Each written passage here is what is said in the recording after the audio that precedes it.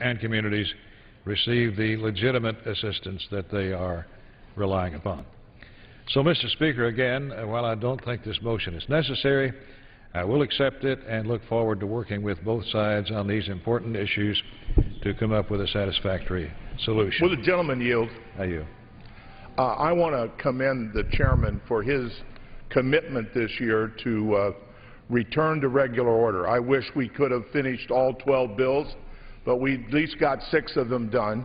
And I just want to thank him and his staff and the staff of the minority for working together in a collegial way. I think it's important for the American people to know that the Appropriations Committee here is working together on a bipartisan basis. Now, we may have differences on economic theory and everything else, but we are committed to getting these bills passed and bringing as many as we can to the floor. I hope that next year we can start a little earlier and get the budget resolution and move these bills. I would love to see us in the second session of this Congress get all 12 bills to the floor where the members can offer their amendments. I think that still should be our goal and objective. Well, I thank the gentleman for those words, and he is exactly right. He and I started out this year, both new to our job on the committee, but we determined and agreed with each other and committed to each other that we would work together to try to restore the regular order that used to prevail on these appropriations bills, where we had heated debate, but collegial debate, and realizing that we have to finally come to some agreement on these bills that keep the government going. We don't have the luxury of failing. And the gentleman has been a great partner in this work all year long, and I look forward to the rest of the work.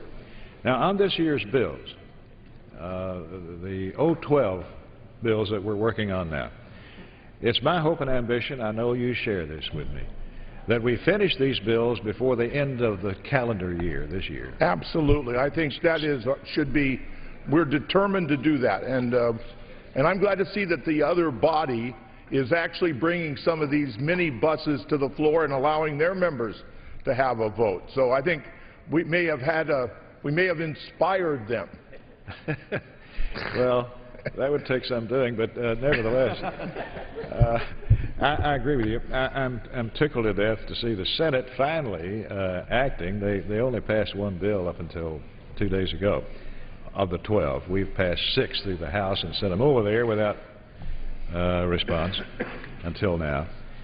But I want to finish the 012 bills right away, so that we can begin work in January on the 013 bills, and we'll have plenty of time to do them one by one, which is the regular order and what we all want to see happen. But that's my goal and ambition, and I know the gentleman shares that. Yeah, well, I concur with what you've said, and I concur with the direction we're going in. I just hope we can do a little better and finish the job next year. It's been done before. It's not impossible. And we also have to think about the impact of these bills and on the economy of the country, and that's very important as well. Well, you know, we were sidelined a good part of this year from our regular business. The H.R. 1, we inherited a House that had not passed an appropriations bill for fiscal 11, and so we spent the first 5 months or so of the year trying to pass a bill to fund that current year, fiscal 11. Now, as soon as we got finished with that... Well, that's what your point is that's why it's so important to finish this year in 2012 before the calendar, so we don't have to waste time next year finishing the job. Exactly. But nevertheless, it held us up for 5 months and kept us from doing our chores for fiscal 12.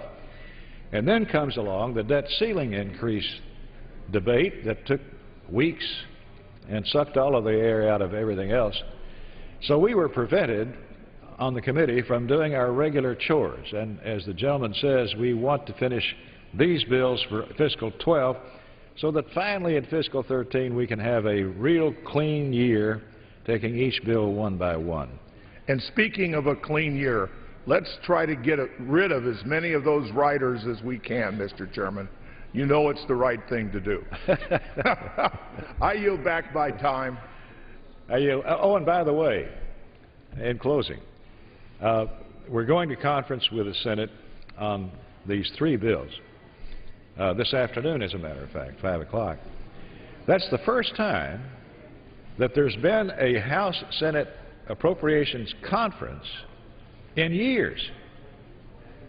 And so between us, I think, and the Senate, we are achieving something almost historic here, and that is going to conference with the Senate, which used to be a routine thing, and we hope to restore that, that idea. With that, Mr. Speaker, I yield back.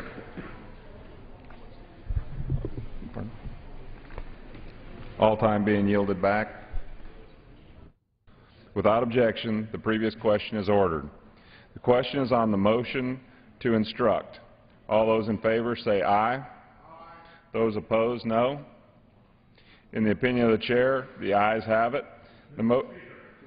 On that, I ask for a recorded vote. Does the gentleman ask for yeas and nays? Yes. The yeas and nays are requested. Those in favor of a vote by the yeas and nays will rise.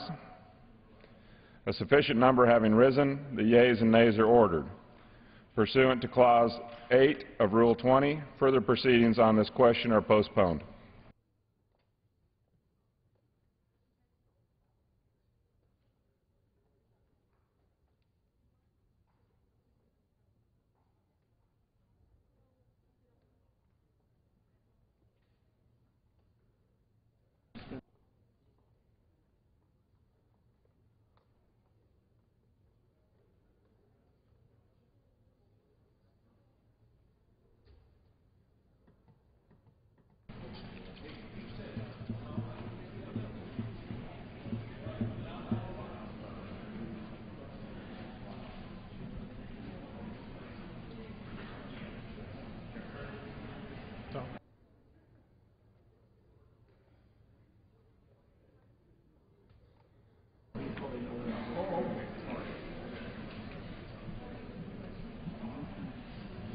Thank you. I wondered if he was like, leave your card here and say, I'm going to, yeah. Can't do that in the house just yet. Just yet, man.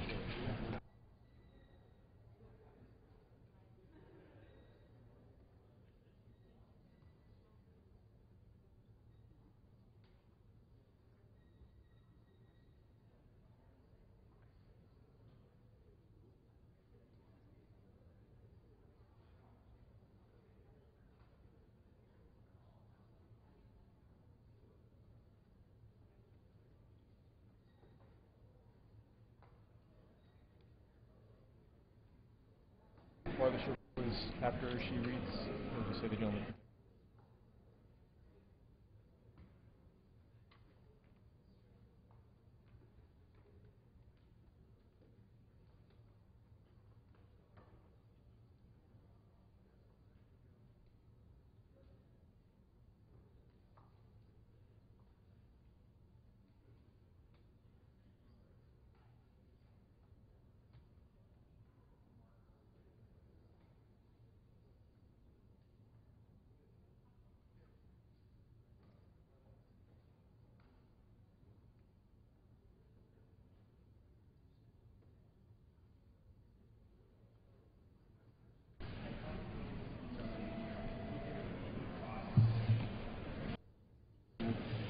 What purpose does the gentleman from Texas rise?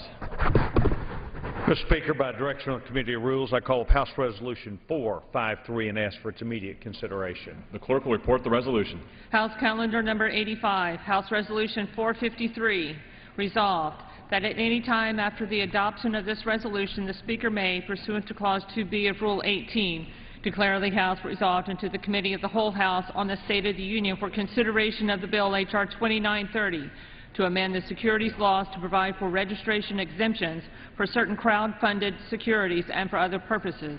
The first reading of the bill shall be dispensed with. All points of order against consideration of the bill are waived. General debate shall be confined to the bill and shall not exceed 1 hour, equally divided and controlled by the chair and ranking minority member of the Committee on Financial Services. After general debate, the bill shall be considered for amendment under the 5-minute rule. It shall be in order to consider as an original bill for the purpose of amendment under the 5-minute rule the amendment recommended by the Committee on Financial Services now printed in the bill. The committee amendment in the nature of a substitute shall be considered as read. All points of order against the committee amendment in the nature of a substitute are waived. No amendment to the committee amendment in the nature of a substitute shall be in order, except those printed in Part A of the report of the Committee on Rules accompanying this resolution.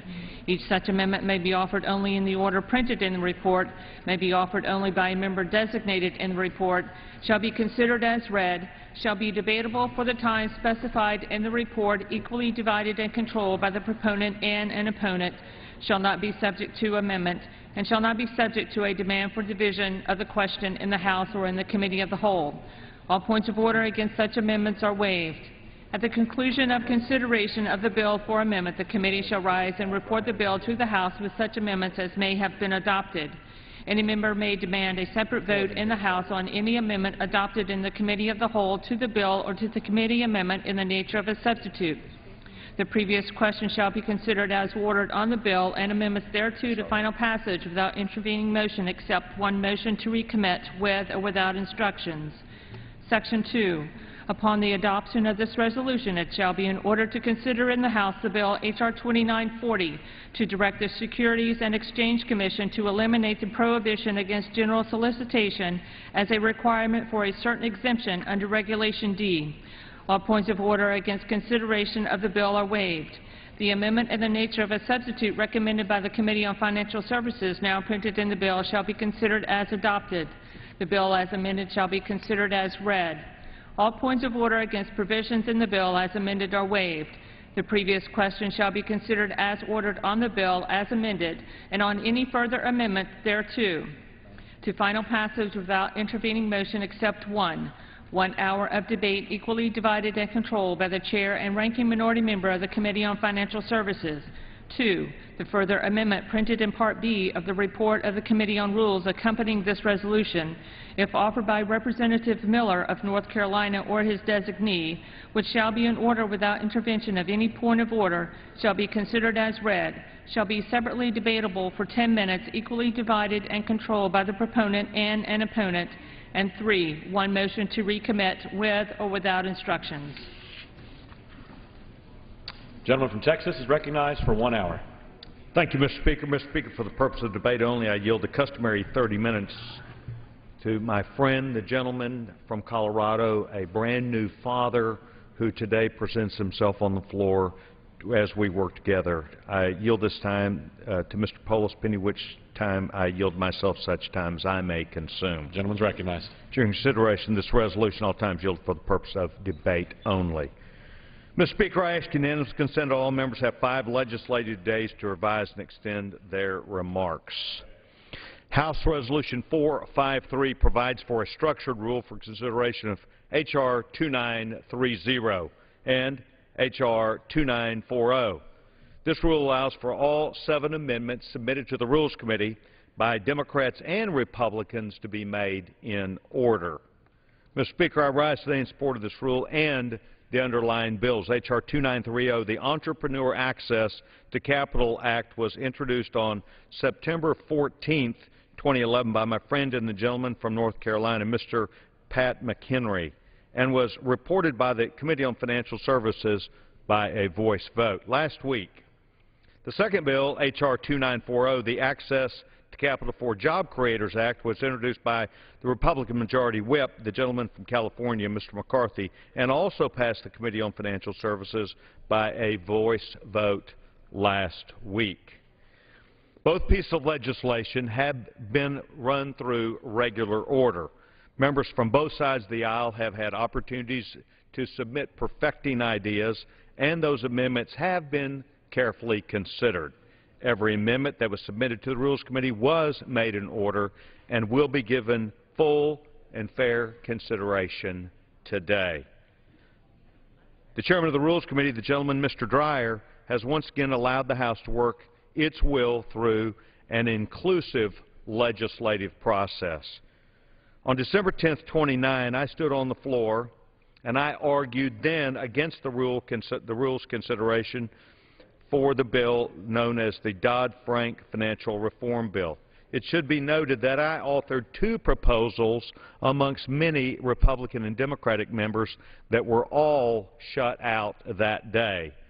Then Speaker Nancy Pelosi chose to advance the Dodd-Frank bill without any open process consideration. The result of that legislation has caused great concern in financial markets, not just here in the United States, but has caused financial concern around the world.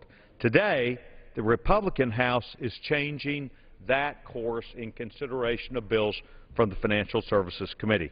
Today, we're looking at targeting a removal of outdated regulations simply to encourage market access for millions of small businesses, to encourage not only investment but also jobs in America. So, for those who are listening to this, you could consider this a jobs creation bill.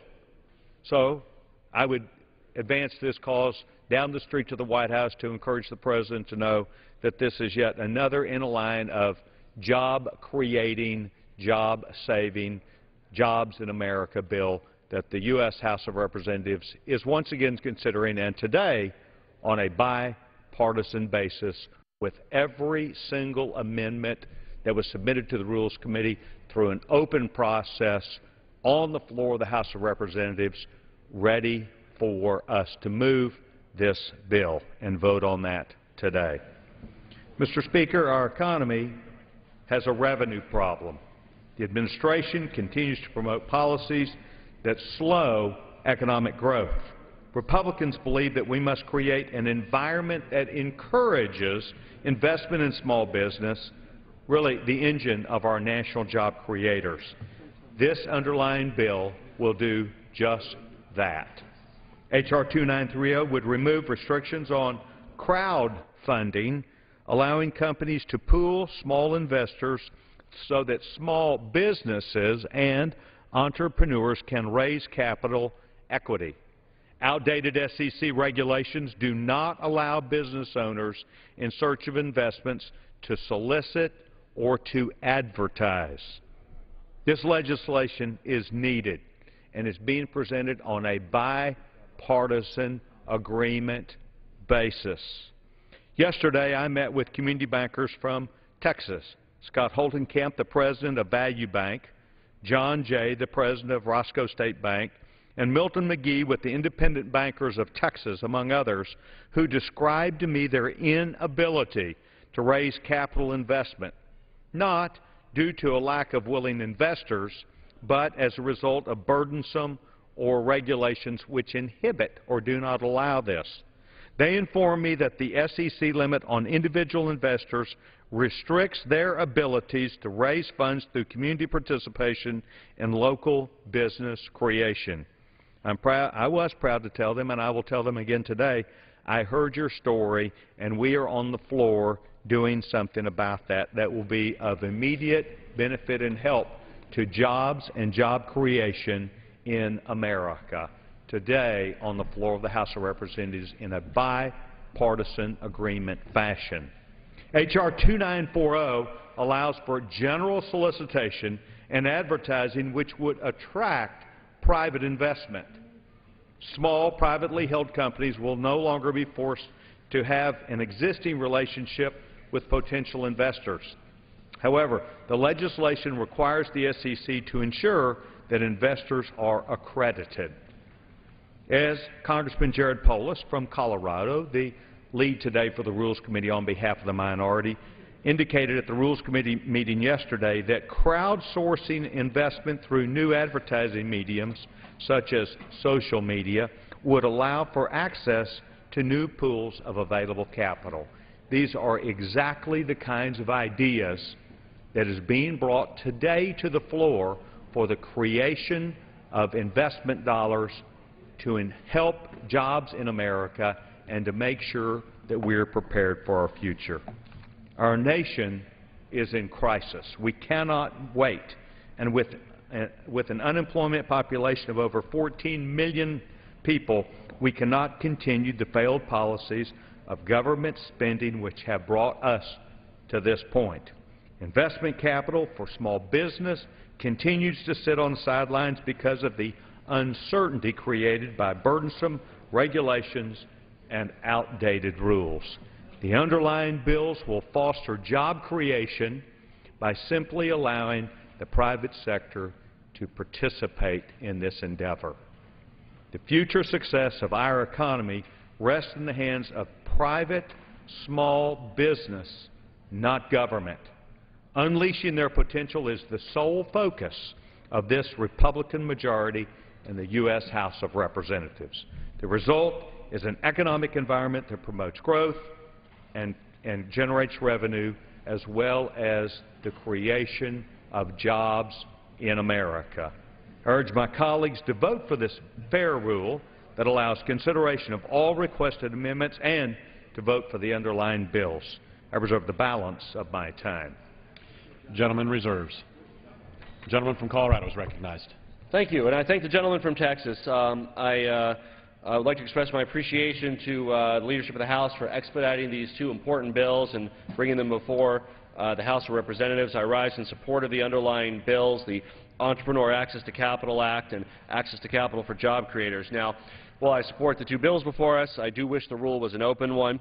I will be voting against the rule. An open rule would allow the House to work its will in a true democratic process, allowing members to come down to the floor, freely debate these bills. Unfortunately, in the Rules Committee, we were offered only a structured rule. Now, both of these bills accomplish something very important in terms of opening up capital markets and helping startups work. Let me discuss briefly how this whole accredited investor concept works. To be an accredited investor, you simply need to be worth $1 million or have income of $200,000 a year. Now, that's a very rarefied strata of the American people. What does that mean when you're an accredited investor? It means you can participate in a private equity offering that doesn't need to go through the full SEC process, which is cumbersome and costs a lot of money. So in effect, many venture capital opportunities, funding opportunities for startup companies are reserved for those who are only worth above $1 million. They say the easiest way to make $1 million is to already be worth $1 million. And in fact, people over $1 million have heretofore had a monopoly on participating in these kinds of opportunities. Now, what can an average American family, let's say with a net worth of $50,000 or $100,000 do? Well, they can go to Las Vegas and they can bet it all on number 9. They can buy gold, which is being pushed by all these profit organizations, and I think we need a congressional investigation into that. Many of these organizations selling gold sell it for above market value by preying on unsuspecting people who are not accredited investors. They might be worth $50,000 or $100,000. What you find, by the way, is that this whole concept of tying an accredited investor to net worth has its flaws. Just because somebody has several $1 million doesn't mean they're a sophisticated investor, and meanwhile, there could be somebody who's worth $10,000 that's very sophisticated. And it's unfortunate that we have the whole system tied to that. But what we see before us today are two important chinks in this armor. One is consistent with the current concept of accredited investor, but at least opens it up beyond their personal networks. And the other one allows small investors to participate in a more meaningful way. First, the Entrepreneur Access to Capital Act, crowdfunding. What this means is it provides a new way that companies, startup companies, can raise a limited amount of money. $1 million a year or $2 million if they have audited financial statements. Now, that's a sizable amount for a company to get off the ground and get started. Many tech companies that you hear of today started with that much money or less. Historically, how did they raise that money? They would go to a venture capitalist. They would go to a wealthy individual. We call that person an angel investor. They'd get a check for $500,000. The investors had to be worth more than $1 million. Your average American might be worth, might only have $5,000 to invest or $1,000 to invest, was unable to, under law, participate in that offering. What this does is it opens up an avenue that allows the individual investor to invest up to $10,000 in a startup company. Now, that's a risky investment. They could lose that $5,000. They could lose that $2,000. But you know what? They could go to Las Vegas and lose that a lot quicker, too, with a lot less upside. So this gives every American the opportunity to invest in startup companies. If one of their friends is starting one, if there's a concept they're excited about, and reap the rewards as well. In addition to feeling part of something special, some of these investments, the vast minority, could return 50 to 1, 100 to 1, and can help those people acquire wealth, and that's very, very exciting. The Access to Capital for Job Creators Act also deals with a flaw in how private equity is raised. Currently, you have to know the right people to get into a private equity deal. In fact, a company that's offering private equity is not even allowed to, under SEC regulation, post the prospectus and information on their website in an open environment. What this bill does is it creates a safe harbor that allows them not to advertise it in the sense of loudly promoting it and trying to sell shares, but in the sense of simply providing it in a non-password protected way on their website to allow people who aren't part of their personal network of elite friends to participate in that private equity authoring as well. Look, the average medium household net worth in this country is about $100,000. And previously, all of these investment opportunities have been reserved for people worth over $1 million. Now, if somebody's a family, American family watching this, or part, one of my constituents are worth $100,000 or $150,000 or $50,000, it may not make all the sense in the world to invest $5,000 or $10,000 in one startup, but a cap of $10,000 is a reasonable amount. It's their money and their right to do that if that's what they want to. These bills are consistent with that and provide, more importantly, provide a new financing mechanism for startups in this country. A way that a startup that has broad appeal and a broad network can go to 1,000 people that have $1,000 each, rather than one wealthy investor for $1 million that was previously nearly impossible under current law. Mr. Speaker, I'd like to submit to the record a statement of administration policy. Thank you. And I'm proud to say that this bill, the Entrepreneur Access to Capital Act, has strong support from the administration. Quote, this bill will make it easier for entrepreneurs to raise capital and create jobs, and the administration looks forward to continuing to work with Congress to craft legislation that facilitates capital formation. I would like to applaud the leadership of the President of the United States in strongly supporting these endeavors. As a former small business owner, I know how important it is to invest in a company's future and how critical resources are for growth. The more avenues that we can provide for financing startup companies or allowing a mom-and-pop company to expand, the better for the growth of our economy. More importantly, these two pieces of legislation before us demonstrate that Democrats and Republicans can work together. We can put aside our partisan differences, we can fast-track common-sense pieces of legislation and work towards solutions to spur economic growth. Now, to be clear, these two bills alone don't do enough to turn our economy around. These measures do little to address what the American people are asking us for, creating jobs in the short term and getting the economy moving. Will they have a positive impact in creating jobs and allowing for financing to flow to new startup operations? Yes, but they are not fundamentally game changers. These bills will allow average Americans an opportunity to invest in early-stage companies. Now, many of those opportunities won't work out. American investors will lose their money. Other American investors will make money. But again, it is a very American concept that it is your money to invest as you choose fit, and the best opportunities shouldn't be reserved for millionaires. We should make them available widely to all Americans.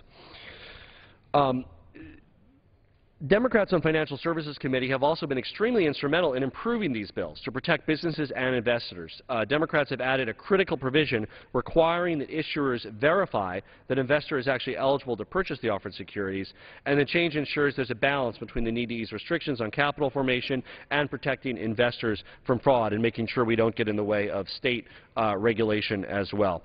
There is a fine line, and there are, as I mentioned, some areas where sham investments are being aggressively promoted that are certainly contrary to the spirit, if not the letter of the law. Likewise, there are real opportunities that until this bill becomes law, those who are worth under $1 million are ineligible from participating in. And as a companion, those who might be worth more than $1 million but don't know the right people are unable to participate in private equity offerings. This bill remedies both of those restrictions and will help unleash capital flows to startup corporations, and I'm proud to support both bills, and I reserve the balance of my time. The gentleman from Colorado reserves. The gentleman from Texas is recognized. Thank you very much, Mr. Speaker. Mr. Speaker, at this time I'd like to yield to the gentleman from California, the chairman of the Rules Committee, 10 minutes. The gentleman from California is recognized for 10 minutes. Mr. Speaker, I ask unanimous consent to revise and extend my remarks.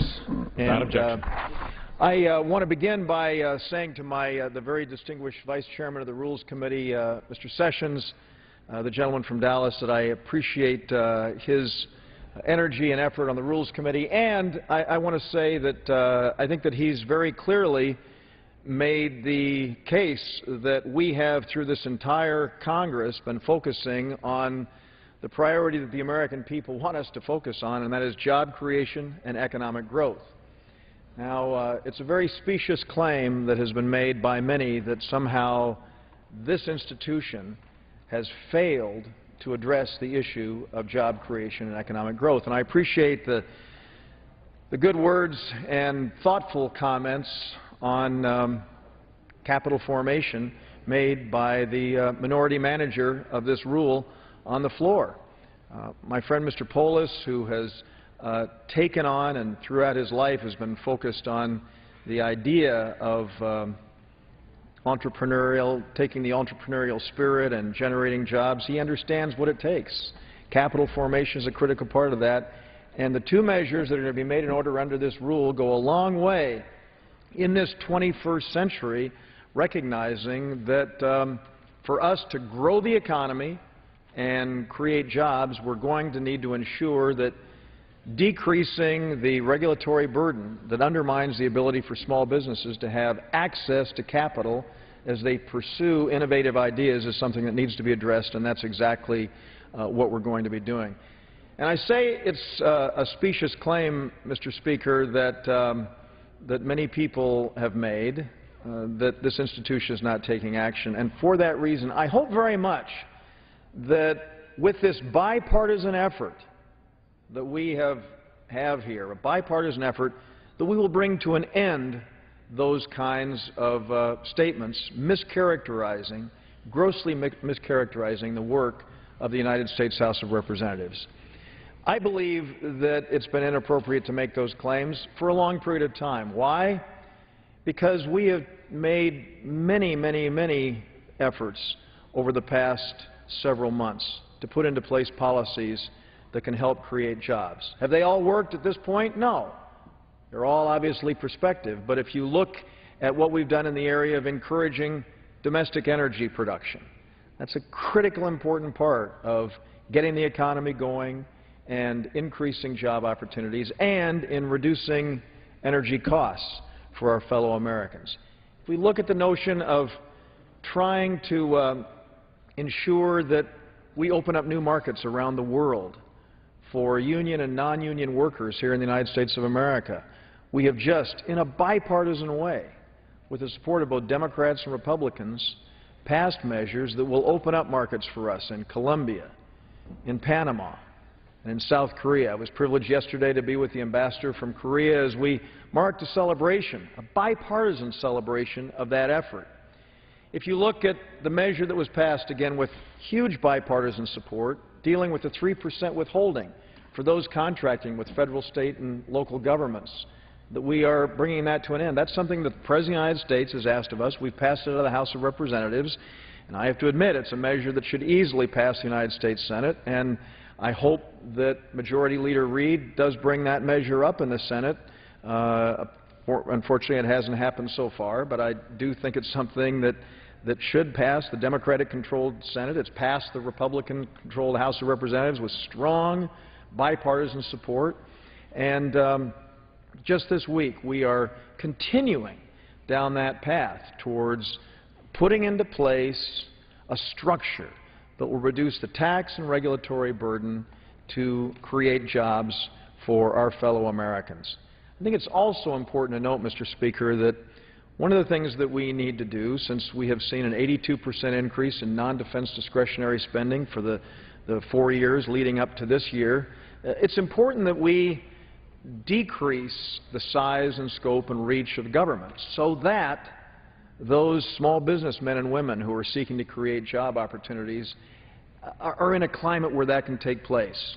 And that's why I say that virtually everything that we have been doing to reverse that course that we were on with that 82% increase in non-defense discretionary spending, everything that we've been trying to do to pare this down, the work that's going on right now of our 12 colleagues who are part of the Joint Select Committee charged with reducing by $1.2 trillion over the next decade the level of spending. And we hope beyond that $1.2 trillion level. All of these things, Mr. Speaker, are geared to getting our economy growing so that our fellow Americans will have more job opportunities. And so the message is a clear one. The process that we have is a very good one. I'm happy to say that if you look at the number of amendments that have been considered on the House floor in the first 9 months of this year, we've had 842 amendments considered on the House floor.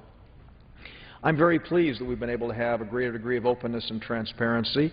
We've made every single amendment in order. There were many more Democratic amendments made in order than Republican amendments made in order on the two bills that are coming before us. We have seen, as I said, 842 amendments considered here on the floor in the first 9 months of this year. But, Mr. Speaker, in the entire 111th Congress, that's 2 years, 2 sessions of Congress, there were a grand total of 787 amendments considered on the House floor. And so I'm very pleased that we have, in a bipartisan way, been able to open up the floor so that members, regardless of their political party, Democrats and Republicans alike, have been able to have their ideas considered. And that is exactly what is going to happen under this special rule which we're considering at this moment. So, Mr. Speaker, let me say again, job creation, economic growth is what this is about. The American people are hurting. The people of my state have an unemployment rate that is well into double digits. Part of the area I represent has a 15% plus unemployment rate. We need to do everything that we can to get our economy moving.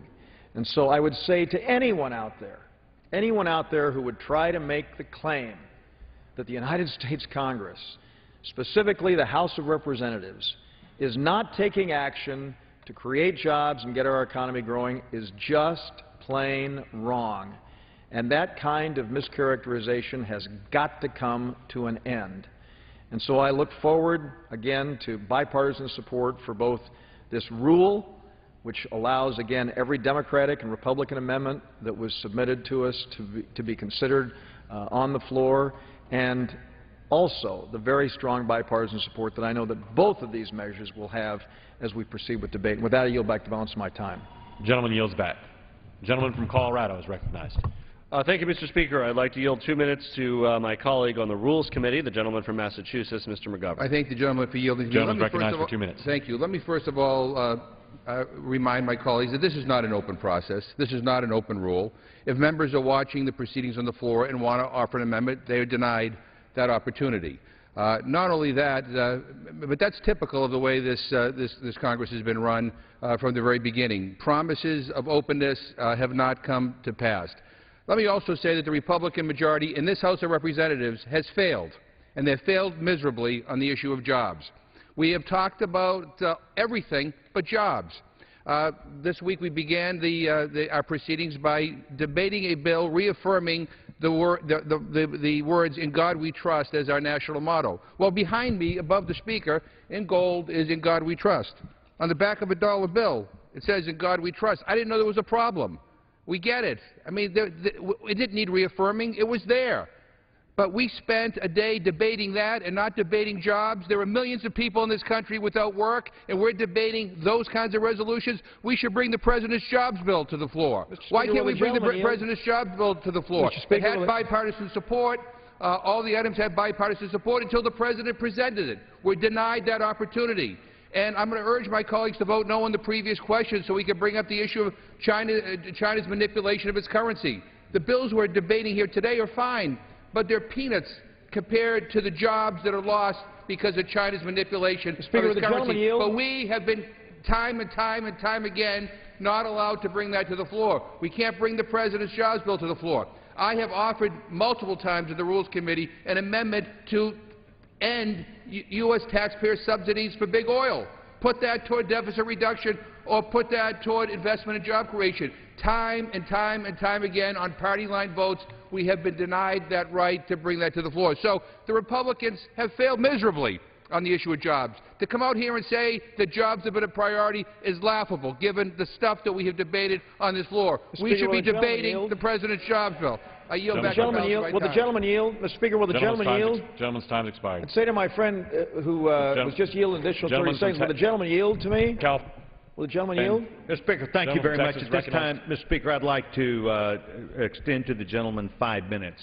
Gentleman from California is recognized for 5 minutes. Thank you very much. And I'd like to engage in a discussion, if I might, with my friend from Worcester who has just, in response to my quest to recognize that the measure that is before us today, that is a job-creating measure, will in fact, Mr. Speaker, enjoy strong bipartisan support, and everyone acknowledges. I mean, all one needs to listen to is the minority floor manager of this measure, that this measure is a jobs creation item. And I will say Why in won't response you allow to the President's jobs bill to Mr. come to Speaker, the I'd like floor? to yield. I'd like to yield to my friend from Worcester, if I might. Thank the gentleman. Why won't you allow Happy to the yield to my President's jobs bill to come to the floor? Why have you denied us the opportunity to have an up or down vote on the issue of China's manipulation of its currency? Mr. Speaker, why on these issues that will create millions of jobs? Reclaim my time, Mr. Speaker. Can we not get a vote? Control of time, Mr. Speaker, if I might reclaim my time. I thank my friend for his very thoughtful contribution. Let me respond to his points. Mr. Speaker, this is the President's jobs bill that we are considering today, right here on the House floor. The President stood just over the gentleman's shoulder and addressed a joint session of Congress on the issue of job creation and economic growth and how he wanted his jobs bill brought forward. You know what he said to us? He said we needed to pass the Colombia, Panama, and Korea free trade agreements. And guess what? With bipartisan votes, we have embraced and supported that provision of the President's jobs bill. Will the gentleman yield to me? Let me just complete my thought, if I might. No. You know what? I'll yield. I won't complete my thought. I'd like to yield to my friend. I thank the gentleman. I would urge the gentleman to come to me and talk to some of these unemployed manufacturing workers and say to them that the Colombia Free Trade Agreement somehow is good for them. They're going to lose their jobs. Now I will reclaim my time. And to say that, let me just, since my friend has brought up the issue of Colombia, and we have disagreed on this for a long period of time. There are 40 million consumers in Colombia. And right now, there are people who are union workers at Caterpillar and at John Deere and at Whirlpool and other manufacturing companies in the United States who are going to have access to those consumers because of the agreement that we have put into place. And so, listen, I'm being very... The gentleman said the same thing about NAFTA, I'm sorry. too. Mr. Speaker, I'd like to yield to my friend, if I might. The gentleman said the same thing about NAFTA. If I could reclaim my well. time, I will tell you. If one looks, Fall River, Mr. Speaker, if I could the whole reclaim my textile time, industry is gone. Speaker, I'd like to reclaim my time, if I might, to say to my friend that if one looks at the jobs that have been created in the manufacturing sector of our economy, I mean, let's remember, and I'm very sympathetic with those workers that my friend has just spoken about in his district. But, Mr. Speaker, I think it's important for us to note that the United States of America today is still the #1 manufacturing country on the face of the earth. It is true. It is true that there are other countries that are growing in the manufacturing sector, and it is true that we have lost manufacturing jobs in the United States of America, in large part due to the tax and regulatory burden, things like repatriation and other items which play a role in discouraging economic investment here in the United States. But, having said that, we can't forget that the United States still is the #1 manufacturer. And so with 96% of the world's consumers outside of our border, the idea of saying that we're ignoring the President's request, the President stood here, and I will admit it's with our encouragement. I encouraged him this just days after he was elected, Mr. Speaker. With our encouragement, he has supported the idea of opening up these markets in Colombia and Panama and South Korea. If I could complete my thought this time, I'd like to at least complete that. And I will say, Mr. Speaker, that as we seek to do that, we have embraced these measures and we're doing them in a bipartisan way. And so, as my friend got up and said, well, we're talking about in God we trust rather than talking about jobs, we do have the ability, believe it or not, to walk and chew gum at the same time. But we all know that the top priority is making sure that we get our economy back on track. And, Mr. Speaker, that is exactly what we're doing. That's exactly what we have done for the past several months, because in the last Congress and with the passage of things like the stimulus bill that they told us that if we passed the stimulus bill, the unemployment rate would not exceed 8%. We all know where it is. As I said in part of my district, it's in excess of 15%. That has been a failed policy. We have been putting into place policies, again, working in a bipartisan way, unlike the way the stimulus bill was put into place at the beginning of last year. We have now we have now, I believe, established policies that can play a big role to ensuring that those workers whose hands my friend shook in his district are able to have the kind of potential job opportunity that is necessary. And I'm happy, of course, to further yield to my friend. Two final thoughts, Mr. Even though he DREIER. would never yield to me. Two final thoughts. One, this is not the President's jobs bill, and there are millions of people who are unemployed in this country, yet I repeat my claim that the Republicans have a lousy record on jobs. If I could reclaim my time to say that this is not the President's jobs bill, I will admit it was our encouragement, but these are things that he said when he addressed us right here in a joint session of Congress. And so it is for that reason that we have been able to come together in a bipartisan way to address these very important issues. And so I'm happy, Mr. Speaker, to recognize and support bipartisanship when it comes to getting America working again. Gentleman's time's expired. Gentleman from Colorado is recognized. Briefly, I yield myself a minute to respond before I yield to the gentleman from Michigan. Gentleman's recognized. And to be clear, you know, these bills have the potential to create jobs. There will also be many investors that lose money as a result of these bills. Again, it's their money to lose. These bills are consistent with that. And obviously these bills, in addition to causing job growth in companies, will also cause misery to some people. But it is their money to lose, and it's probably better that they bet it on some startup than they invested in gold or they take it to Vegas. So at least there's an opportunity to create jobs, even if the company doesn't go anywhere. That's a job for a year. And it limits the loss to 10% of their income. So if somebody makes $80,000, they can only lose $8,000 a year under this. Hopefully that won't put them out of house and home. And it gives them the same opportunities to invest in startup companies that millionaires have had for years. It's a very egalitarian measure. It's my honor to yield 3 minutes to the ranking member of the Ways and Means Committee, my good friend, the gentleman from Michigan, Mr. Levin. Gentleman from Michigan is recognized for 3 minutes. Ask unanimous consent to revise and extend. And I'm glad we're having this debate. This bill isn't basically a jobs bill. And it puts a Halloween mask on it to say that's what it is basically. The gentleman from California talks about manufacturing. The President struggled to save the automobile sector, the domestic sector of this country, over the opposition of many Republicans, including what is now apparently the leading nominee for the Republican presidential nomination. If we really want to talk about jobs, what we should do is to turn down the previous question on this bill so we can bring up the currency bill. This will put Republicans to the test on a real jobs bill. The estimate is, by Fred Bergston, the passage of legislation like this, changing the Chinese undervaluation of their currency, would create 1 million jobs. No one in authority has said this bill will create any jobs.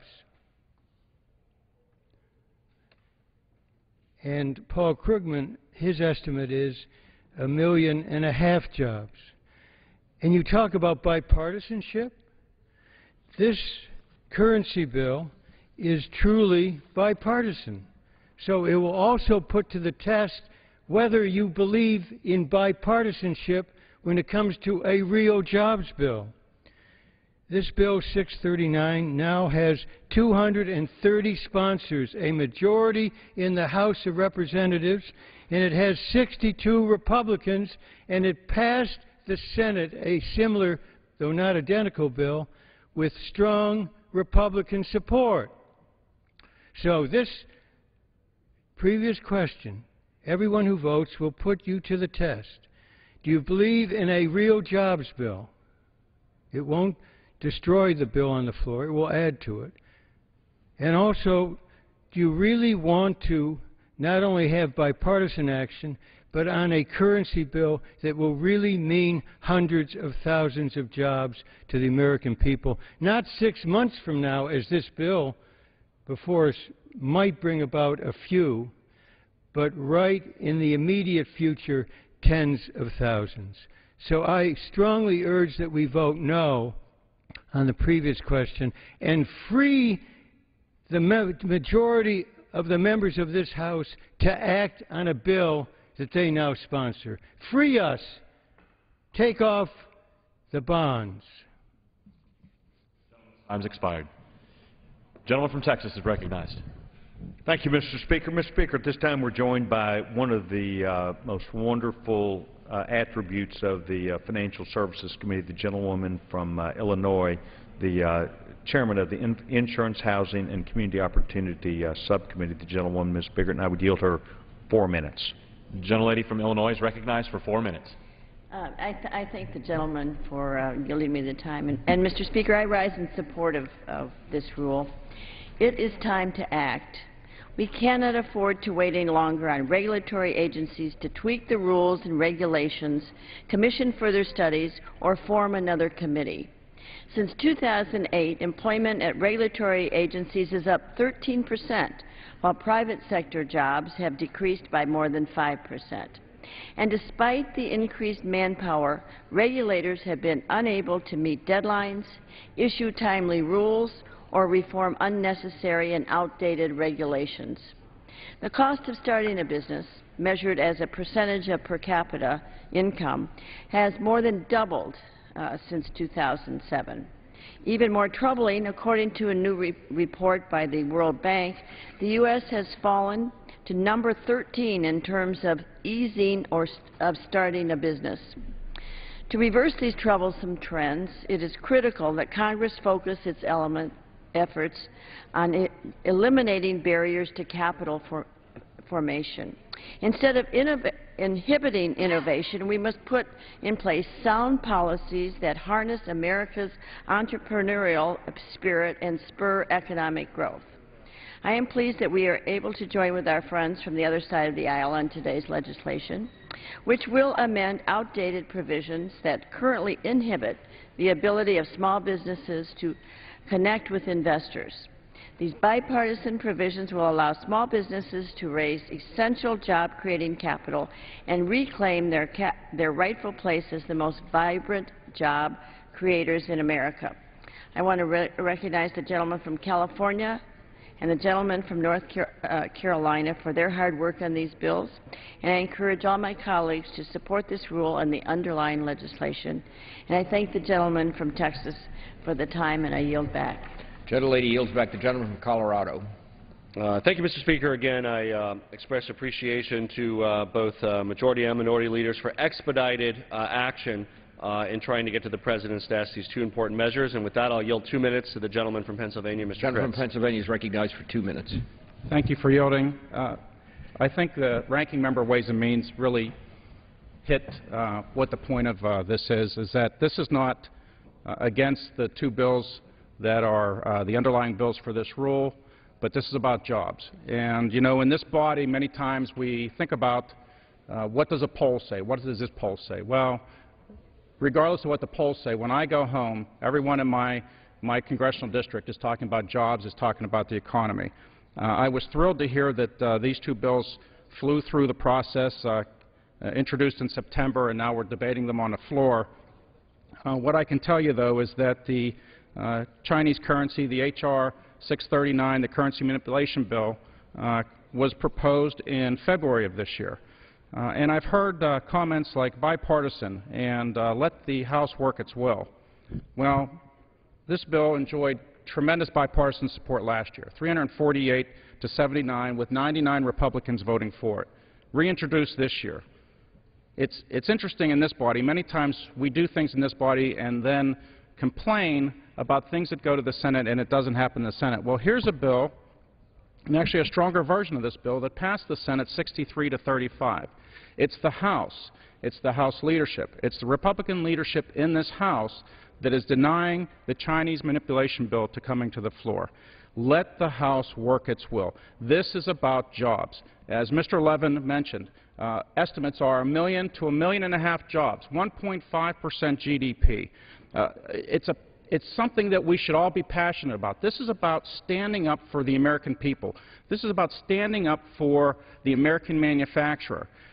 The Speaker said this could be dangerous. Well, let me tell you something. Ask folks in the tire industry. Ask folks in the steel tubing industry who've watched Chinese unfair trade practices put them in jeopardy and put their people out of work. This is something about you have to stand up. You have to take a stand. 62 Republicans are co-sponsors of this bill. I urge defeat of the previous question. It does not defeat the underlying bill so that we can talk about jobs and this bill, H.R. 639. I yield Gentleman back. from Texas. Thank you, Mr. Speaker. Mr. Speaker, we're here talking about capital formation. We're here talking about entrepreneurial spirit, catching up with ideas to go to make job creation and then for the jobs to be here in America. And that's what this bill is about today. It is about a bipartisan attempt, Republicans and Democrats working together through regular order to the Rules Committee, all 7 amendments, Republicans and Democrats, that were submitted coming to the floor today, and us working these few hours a chance for, I think, not only members of Congress to effectively present their ideas and do the will of people, but for us, perhaps more importantly, to work together to find common ground on important issues that will aid and help Americans have a sounder financial footing. That's what this bill is about today. I know there are other bills that people want to debate and want to bring to the floor. I felt that way for 4 years when the other side was, in fact, in control. But job creation in bills through capital investment, through the formation, is what this bill is about through financial services. I'm very proud of what we're doing here on the floor today, and I reserve the balance of my time. Gentleman reserves his time. The gentleman from Colorado. Thank you, Mr. Speaker. It's my honor to yield 1 minute to the gentlewoman from Ohio, Ms. Sutton. The gentlelady from Ohio is recognized for 1 minute. I thank the gentleman for the time. Mr. Speaker, I rise today to urge my colleagues to defeat the previous question and get back to the work of really creating jobs in our country. Every week I go home to Ohio and I meet with countless men and women who are ready to get back to work. They're ready to prove something that we already know, that the American worker is the most productive and innovative in the world. And right now there are thousands, an estimate of 1 million Americans who could be put back to work if we held China accountable for manipulating its currency. By rigging the system and giving the manufacturers, their manufacturers, an unfair advantage, China has placed a roadblock in our road to economic recovery. The Senate has already taken action. They passed a bill to hold China accountable and give our workers a level playing field on which to compete. If House Republican leaders are really serious about significant actions to create jobs, they can bring this bill to the floor right now, right here, today. We can do something big to help people in Ohio and across the country. I urge defeat of the previous question so that we can bring the currency manipulation bill to the floor and bring jobs back to the United States. And I yield back. The gentleman from Texas. Thank you very much, Mr. Speaker. Regarding what is on the floor today, it is important that we recognize this is a continuing trend for job growth, job creation on not just a net basis, but on a positive basis without the loss of jobs. The federal government creates an average of 4,000 final rules and regulations each year. And that is what inhibits job growth. That's what the prior 2 Congresses have been about, massive rules and regulations, not the empowerment of the free enterprise system. We need to remember that what we are here for is to work in the best interest of making a future brighter and better for those who are with us today and those who are behind us for their future. And that's why job creation, investment, and capital formation is important. I reserve my time. The gentleman reserves his time. The gentleman from Colorado. I thank the Speaker, and I yield 1 minute to the gentleman from New Jersey, my good friend, Mr. The gentleman from New Jersey is recognized for 1 minute. Thanks to the gentleman. Thank Mr. Speaker. I rise in strong support of the motion so that we can amend the rule, provide for the consideration of a bill that will create over 1 million jobs, the Currency Reform for Fair Trade Act. The floor schedule of the House has long been determined by the Majority Leader. Everybody knows that. I'd hope that a majority leader would therefore represent what is a majority of our members. 230 members who co-sponsored the bill. That's not so bad. And schedule it for a vote. We quite simply can't afford to wait any longer. China's currency manipulation has a devastating impact on manufacturing and other industries across this country. This results in Chinese exports being up to 30% cheaper in America. Now you know where the problem is. Now you know it's hurting American industries. And conversely, our exports being more expensive in China. Estimates vary, but economists believe that this manipulation reduces unemployment by any more than from 1 million to 1.5 million. Gentleman recognized. The gentleman thank the Speaker. We are out of excuses, Mr. Speaker. We really are. We've got support from both sides of the aisle on this. There are over 14 million people unemployed in America. The bill costs nothing to the taxpayer. This is amazing that we're putting something before the House that won't cost us any money. No taxes. The Senate has already passed the bill, bipartisan, huge numbers, margin. There are 20 or 30 bipartisan co-sponsors in our institution here. This legislation passed with over 350 votes. No excuses, Mr. Speaker.